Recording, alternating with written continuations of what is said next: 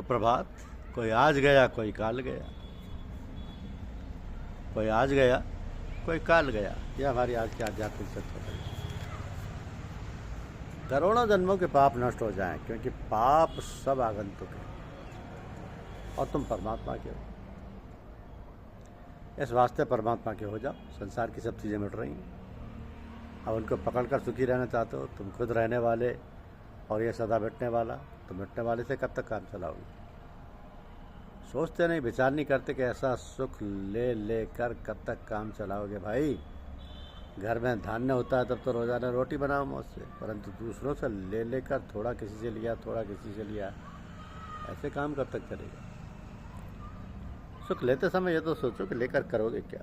जिस शरीर के सुख के लिए तुम लेते हो, वो शरीर तो प्रतिक्षण अभाव में जा रहा है बेचारा है, इसके लिए सुख पाना चाहते हो। बड़े आश्चर्य की बात है। वहम ये हो रहा है कि हम जी रहे हैं, सच्ची बात है कि हम मर रहे हैं। पर ऐसा कह दें किसी को तो नाराज़ हो जाए कि हमें मरने की बात कह।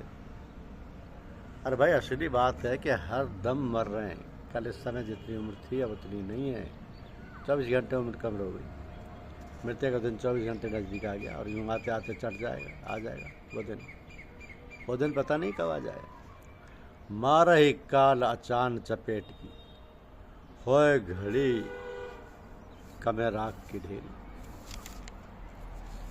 वो दिन अचानक आ जाएगा। कहाँ बैठे हो आप और हम मृत्यु लोक में बैठे हैं। ये सब मरने वाले ही रहते हैं। मरने वालों की जमात है। कोई रहने वाला दिखता है क्या आपको? फिर आप अकेले कैसे रह जाओगे भाई? संतों ने कहा है कोई आज गया कोई काल गया, कोई जावन हार तैयार खड़ा, नहीं कायम कोई मुकाम यहाँ, चिरकाल से यही रिवाज रही। तो यहाँ के रिवाज यही है कि कोई आज जाएगा कोई कल जाएगा और कोई जाने के लिए तैयार खड़ा है। अब रिवाज कैसे मिटा दोगे? अनादिकाल से ऐसी रीति चली आ रही है। घर घर लाग्यो लायनो, घर घर दाह पुकार, जनहरिया घर आपनो और राखे सो होशियार। क्या कृपा की है संतों ने। आग लग जाती है ना घरों में, उसे मारवाड़ी भाषा में लायनो लाग्यो कहते हैं। आग लग गई, घर घर आग लगी। ये शरीर है, ये सब मौत रूपी आग में जल रहे हैं। जैसे लकड़ी आग में जलती है, जो जलती है त्यों ही कम होती जाती है। तो ऐसे ये शरीर काल रूपी आग में जल रहे हैं। उम्र कम हो रही है परंतु दिखते हैं सावत। लकड़ी भी दिखती है सावत, पर जल रही है, कम हो रही है। ऐसे शरीर काल रूपी आग में जल रहे हैं, भस्म हो रहे हैं। तो घर घर लागे और लायनो, घर घर दाह पुकार। दाह हो रही है, पुकार हो रही है। जनहरिया घर आपनो राखे सो होशियार। कैसे रखे? कि भगवान के सम्मुख हो जाए, प्रभु को पुकारें, फिर मौज हो जाए, आनंद हो जाए। जिन संतों के जीने से बहुत लोगों का उद्धार हो जाए, जिनका नाम लेकर लोग सुखी हो जाएं, याद करके खुशी हो जाएं, ऐसे जितने संत हैं उनकी वाणी याद करो, उसके अनुसार जीवन बनाओ तो निहाल हो जाओगे। कारण कि उन्होंने रास्ता सुलटा ले लिया, इस वास्ते वे ठेठ पहुंच गए। आज दौड़ते तो सभी हैं पर अंधे होकर चलते हैं, नासवान की तरफ चलते हैं। अरे अविनाशी की तरफ चलो भाई। नासवान की तरफ चलने से अविनाशी तत्व कैसे मिलेगा? उत्पन्न नष्ट होने वाले पदार्थों के पीछे पड़े, इनसे निर्वाह मात्र कर लें, लेकिन भीतर से ये ध्यान नहीं होना चाहिए कि पदार्थ ले लें, भोग ले लें, सुख ले लें। कुछ नहीं मिलेगा, उम्र खत्म हो जाएगी, समय बर्बाद हो जाएगा, पीछे पछताना होगा। सो परत्र दुख पावई सिर, धुन मुनि पछताए, कालई कर्मई ईश्वरी, मिथ्या दोष लगाए।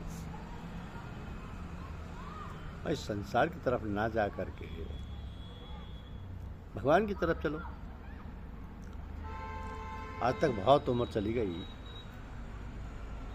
बहुत समय चला गया, अब भी जा रहा है। प्रभु को पुकारो, हे नाथ हे नाथ हे नाथ।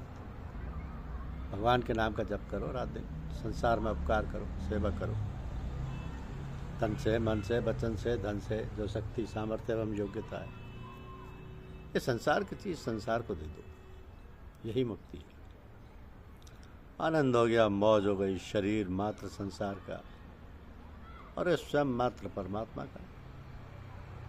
तो शरीर संसार को सौंप दे और अपने आप को, स्वयं को परमात्मा को सौंप दे, तो सब ठीक हो जाएगा। मुक्ति सहज ही हो जाएगी। कामना करें तो भगवान की करें, क्रोध करें तो भगवान से करें। क्रोधोपि देवस्य वरेण तुल्य। अगर भगवान हमारे पर क्रोध भी करेंगे तो हमारे लिए वरेण तुल्य, वर के तुल्य होगा। नारद भक्ति सूत्र में आया है, काम क्रोधाभिमानधिकम तस्मिन्नेव करणीयम। मानो हमारे लिए कुछ भी करने का विषय परमात्मा बन जाए। कामना करें, चाहे क्रोध करें, चाहे लोभ करें, कुछ भी करें तो भगवान में ही करें। करने से क्या होगा? तस्मात् के नाप्युपायेन मने कृष्णे निवेश्यते। किसी प्रकार से भगवान में मन लगा दें तो हमारा कल्याण ही है। जैसे बिना इच्छा के भी अग्नि के साथ संबंध करेंगे, स्पर्श करेंगे, धूल से पैर टिक जाए, हमें पता ही नहीं है कि यह अंगार है, तो भी वह तो जलाएगी।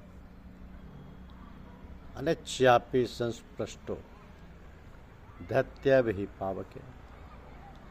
ऐसे भगवान का नाम किसी तरह से लिया जाए, भगवान के साथ किसी तरह से संबंध किया जाए, वैर से भी, प्रेम से भी, भय से भी, द्वेष से भी संबंध किया जाए, तो वह संपूर्ण पापों का नाश करने वाला है। अशेषाघहरम विदु। ये बात भगवान के नाम के विषय में बताई, स्वरूप के विषय में तो कहना ही क्या है। क्योंकि भगवान के साथ संबंध करने से संबंध भगवान के साथ जुड़ जाता है। जैसे संसार के साथ संबंध जुड़ने से हमारा जन्म मरण जुड़ जाता है। तो हमारे जन्म मरण का कारण क्या होता है? गुण संगम, गुणों का संग। ऐसे ही निर्गुण में संग हो जाएगा तो जन्म मरण में कारण कैसे होगा? यही तो परीक्षित ने प्रश्न किया है। तो यही तो हमें प्राप्त करना है। जो चीज़ भगवान की प्यारी है उनका कल्याण हो जाए, उनसे क्या कहना है, किसी तरह से ही भगवान के साथ संबंध हो जाए, किसी रीति से हो जाए।